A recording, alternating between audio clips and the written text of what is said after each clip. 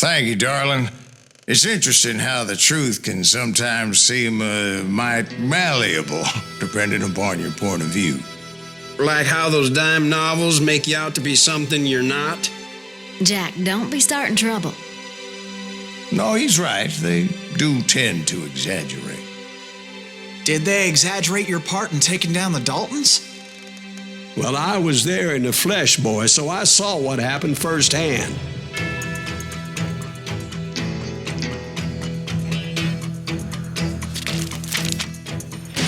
Those Daltons were lawmen once, before they all went bad, robbing banks and trains clear across the territory. Until Coffeeville, of course.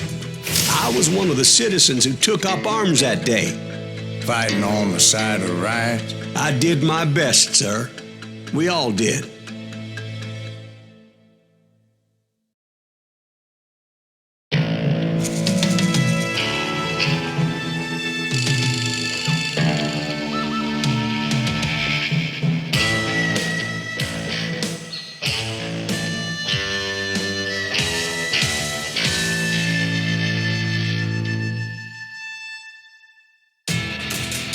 It was early morning.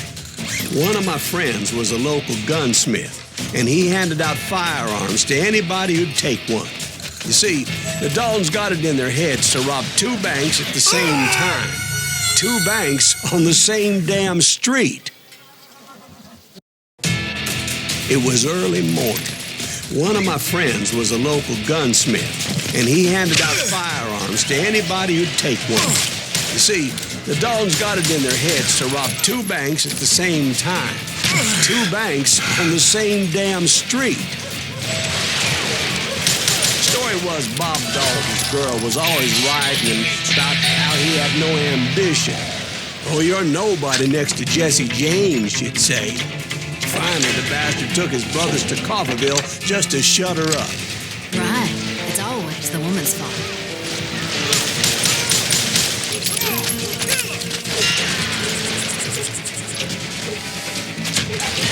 You just met your match. Well, the locals recognized the Daltons right off. Before they could get away, half the town took up arms to defend their property. Their first mistake was pulling a job in their own damn hometown.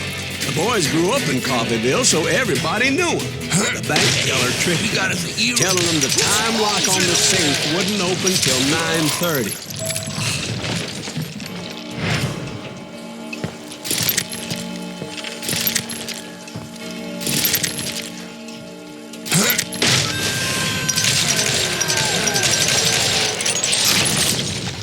The brothers paid dearly for their stupidity, but everybody knows they had it coming. There's more to it than that. I read all about that day, so I know for a fact that it went down very differently. First of all, it was high noon. A posse of U.S. deputy marshals were on the rooftop across the street.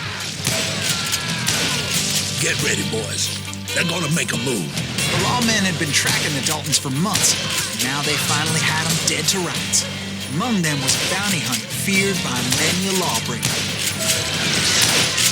The marshals tried to get the Daltons to surrender. They'll give up eventually. We just gotta wait for something. This bounty hunter knew that the brothers were far too proud to ever lay down their guns.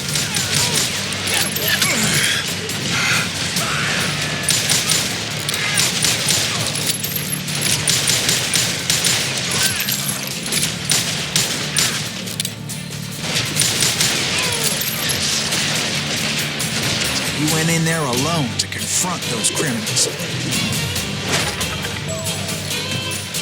One of the marshals shouted, "Where are you going? Are you crazy?" Hey, where do you think you're going, dumbass? That rifle's mine. But he paid him no mind. He saw a way to get around to the back of the bank. Then he figured out how to hit the Daltons from a direction they weren't expecting.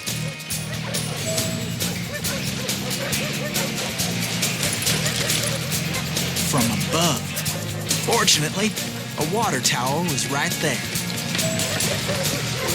A moment later, he was climbing up a steep ladder laughing at danger as he did.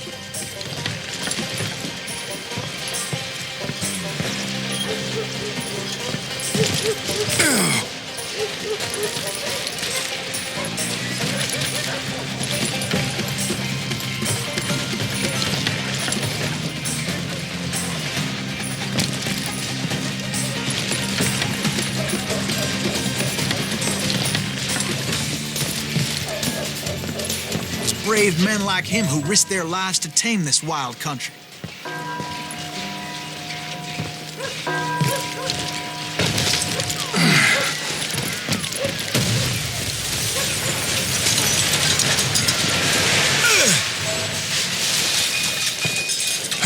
We've got company. Heroic men like him who did what other men couldn't or wouldn't to make this country free. Like Jim Bowie and Davy Crockett, who died defending the Alamo. Is that Silas Greaves? Son of a bitch!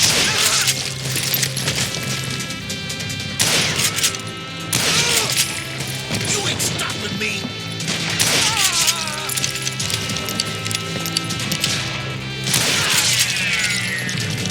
Yeah, you know you can't beat me.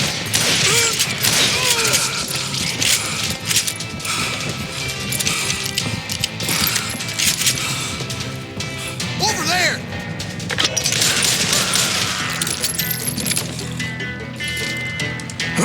That's Silas Greaves. What the hell? Blam!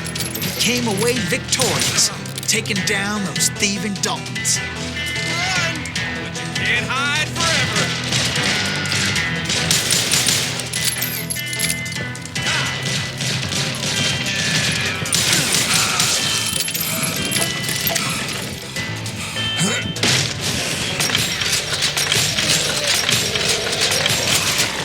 His name was Silas Greaves, and when the dust finally settled, he was the last man standing. Sorry, kid, but that just wasn't the way it happened.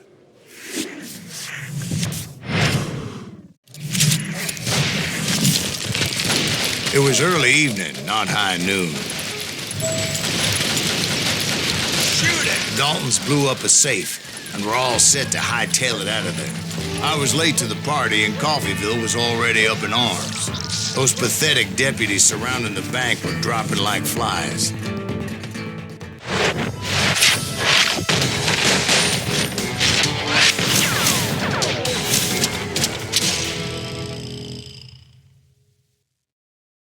I'd been tracking those jokers for months, waiting for them to do something reckless. Boy, you are shit out of Finally, they did. Those stupid bastards decided to rob two banks at the same time in the same town where everybody knew them. But they still had friends in Coffeyville. Face me, you coward! You won't need a cannon! What are you gonna do?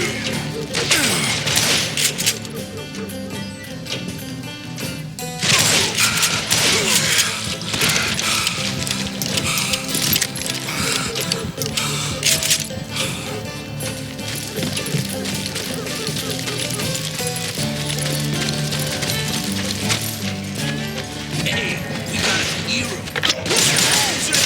Those friends came after me like a pack of wild dogs, tooth and nail.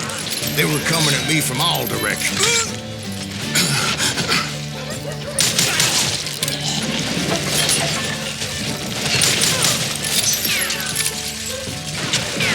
I'm done with you.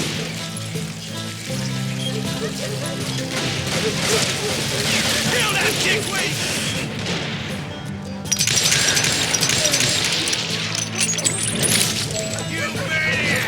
I caught sight of the Daltons running with the money and didn't want to lose them. Problem was, they knew the town better than I did. And to top it off, I found myself in the middle of another shootout entirely. Did the Daltons hole up in somebody's house? No, it was the Smiths, I believe. They were cousins of the Daltons. And they were shooting at the Browns, who were shooting at the Daltons. Which wasn't any surprise, because those two families have been feuding forever. since the Joneses are related to the Browns, they shot at the Smiths, pissing off the Heimhoffers, whose daughter recently married a Smith. Well, bullets were fired every which way as all the old feuds in Kansas caught fire all at once.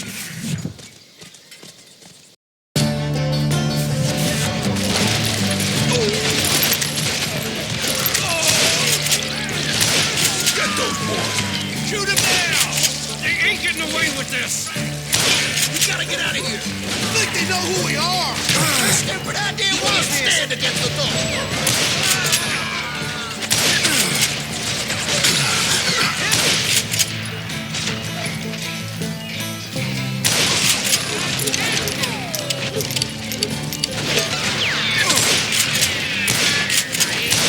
A lot of pissed off people in Coffeyville that day. But that's just the way life is sometimes. Shit happens.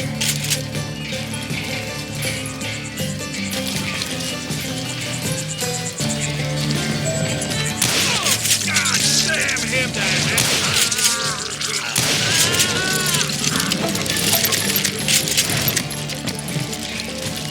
The Dalton boys knew I would never give up. Those Daltons weren't the sharpest knives in the drawer, but they always stood together. They set a trap to slow me down and allow at least two of them to escape.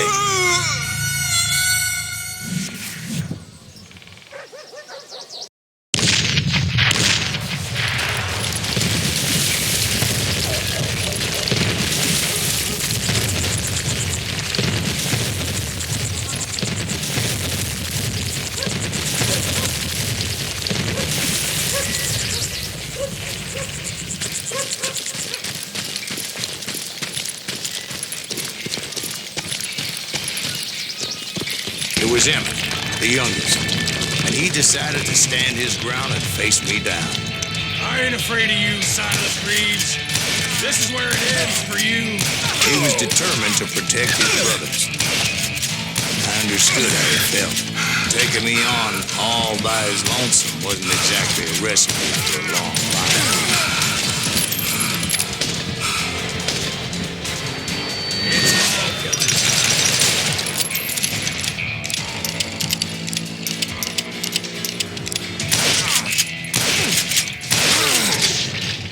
But Emmett Dalton survived the robbery in Coffeyville. He's the only Dalton who did. They say he was shot 23 times. Well, Dwight, who do you think put all those damn holes in him? But I have to admit, that boy had grit.